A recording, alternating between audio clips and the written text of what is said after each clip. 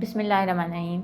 Doctor Iram Kulsoom health point के forum से आपके साथ। आजकल का एक बहुत ही मेन टॉपिक कि जी जब ख़वातीन को माहवारी रुकने वाली हो रही होती है या फिर वो प्री मीनोपॉज़ल या मीनोपॉज़ल स्टेज में जा रही होती हैं, तो उस वक़्त उनके क्या क्या साइंस एंड सिम्टम्स जो हैं वो देखने में आ रहे होते हैं, यानी कि ख़वातीन कैसा महसूस कर रही होती हैं। सबसे ज़्यादा जो मेन चीज़ उनको देखने में आती है कि उनके अंदर चिड़चिड़ापन आ जाता है, गुस्सा आने लग जाता है, शोर शराबे को वो बहुत ज़्यादा महसूस करती हैं, ज़रूरत से ज़्यादा उनको ऐसे लगता है कि शोर है उनकी ज़िंदगी में और बेचैनी है। साथ ही साथ एक बहुत ही अहम चीज़ जो ख़वातीन को देखने में आती है कि उनको हॉट फ्लैशेस यानी कि गर्मी बहुत ज़्यादा लगने लग जाती है। अब ये गर्मी का आप कैसे डिफरेंट कर सकते हैं कि ये नॉर्मल रूटीन की गर्मी है, गर्मी के मौसम की गर्मी है, या फिर इसको हॉट फ्लैशेस कहा जाता है। हॉट फ्लैशेस जो होते हैं मीनोपॉज़ल या प्री मीनोपॉज़ल केसेस में देखने में आते हैं। हॉट फ्लैशेस का जो ऑरा होता है यानी कि उनका टाइम ड्यूरेशन जो होता है वो बहुत प्रोलॉन्ग नहीं होता। कुछ ख़वातीन में ये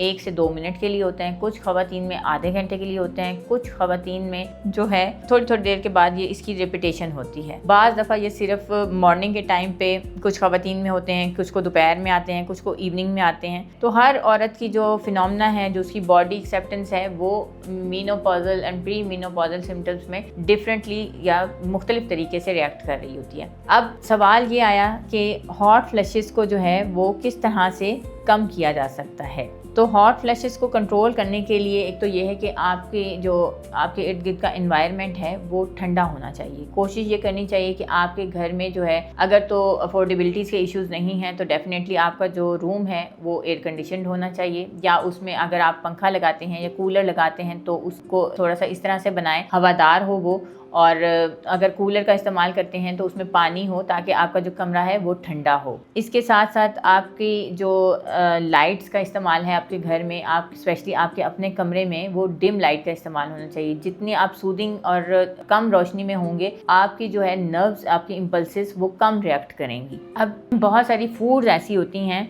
आपकी खुराक ऐसी होती है कि उसको खाने की वजह से भी हॉट फ्लैशेस ज़्यादा हो रहे होते हैं। हमारे जो पाकिस्तानी इन्वायरमेंट है वहाँ पर बहुत ज़्यादा स्पाइसी फूड का इस्तेमाल किया जाता है, बहुत ऑयली फूड का इस्तेमाल किया जाता है। तो जो फूड आपने अवॉइड करनी है वो है कि आपकी जो आर्टिफिशियल मिसालें हैं उसको अवॉइड करें। ये जो डब्बों में बने हुए मिसाले होते हैं मुख्तलिफ कंपनियों को, इसको टोटली अवॉइड करें। अपना खाना जो है वो सिंपल मिर्च और नमक के साथ मिलाएं। कोशिश ये करें कि ग्रीन जो मिर्च है, सब्ज़ मिर्च का इस्तेमाल ज़्यादा करें या फिर काली मिर्च का इस्तेमाल अपने खाने में ज़्यादा करें। इसके अलावा जो ऑयल आप यूज़ कर रही हैं, कोशिश ये होनी चाहिए कि सरसों के तेल में अपना खाना बनाएं। वो उसकी तासीर भी ठंडी होती है, उससे आपके खाने की तासीर भी ठंडी रहती है। जब भी आप खाना बनाएं तो लीमू जो है उसको अपने खाने में ज़रूर शामिल करें। लीमू को छिलके के साथ ही काट के अपने खाने में जब आप उसको जो है पका रही होती हैं उसमें शामिल कर दें। उससे आपको फ़ायदा ये होता है कि लीमू के छिलके में कुछ ऐसे अज़ा होते हैं जब आपके खाने में मिलते हैं, तो एक तो कैंसर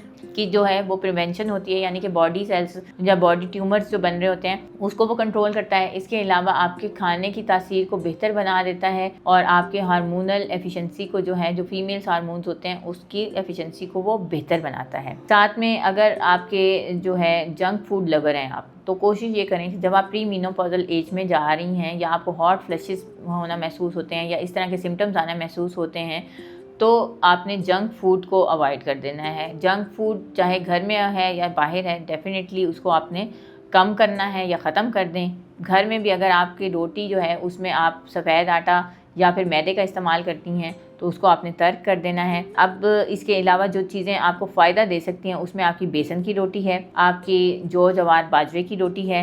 इसके अलावा आप मल्टीग्रेन आटा भी यूज़ कर सकती हैं। आप उसी आटे में अपनी मल्टीपल चीज़ें जैसे नमक में प्याज वगैरह हो गए या फिर कोई और चीज़ हो गई, छोटे छोटे चिकन के पीसेस हो गए, बाकी जैसे धनिया हो गया, ये चीज़ें शामिल करके एक पैनकेक टाइप बना के वो भी अपने नाश्ते में इस्तेमाल कर सकती हैं या खाने में भी इस्तेमाल कर सकती हैं। आपको अपनी डाइट में दही का इस्तेमाल बहुत ज़्यादा करना चाहिए। दही खाने से जो है आपकी एक तो बोन्स को भी एक्टिविटी मिलती है और साथ में आपकी जो है हार्मोनल जो फंक्शंस हैं वो भी बेहतर हो जाते हैं।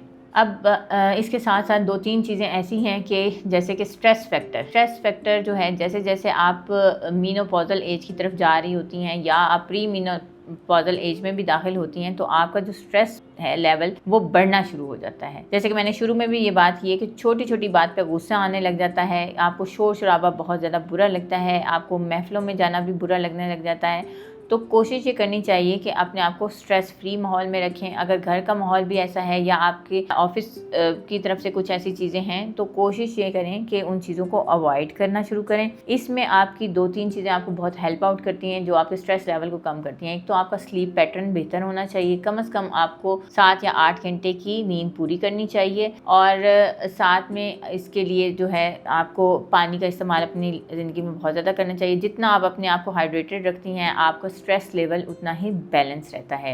इन केस अगर आपको ये लगता है कि आपका स्ट्रेस लेवल इतने अरूज पे पहुंच चुका है कि आपको किसी डॉक्टर से रब्ता करने की ज़रूरत है, तो डेफिनेटली उसमें भी आपको हिचकिचाना नहीं चाहिए। आपको किसी डॉक्टर को जो कि स्ट्रेस लेवल को मैनेजमेंट बेहतर तरीके से जानता हो, जैसे कि आप किसी साइकेट्रिस्ट के पास भी जा सकती हैं, किसी काउंसलर के पास भी जा सकती हैं, ताकि वो आपकी चीज़ों को बैलेंस करे, आपके स्ट्रेस लेवल को बैलेंस करने के लिए अगर उसको मेडिकेशन की ज़रूरत है तो आपको मेडिकेशंस पे डालें, और अगर आपकी काउंसलिंग सेशन से ये चीज़ें बेहतर हो सकती हैं तो आपको काउंसलिंग सेशंस लेने चाहिए। इसके अलावा आपको काम जो करना है वो अपने वेट के ऊपर करना है। आपका वेट जो है वो जितना कम से कम होगा, आपके हार्मोन्स का लेवल जो डिस्टर्ब हुआ है वो बेहतर हो जाएगा। जब वेट कम होगा तो हार्मोन्स की इम्बैलेंसिंग खुद ब खुद ही बेहतर हो जाएगी। अब जो मूड स्विंग्स आ रहे होते हैं उसको कम करने के लिए भी डेफिनेटली यही सब चीज़ें आपको लिए कारआमद हैं। उसके साथ साथ आपने अपनी लाइफ को मॉडिफाई करना है।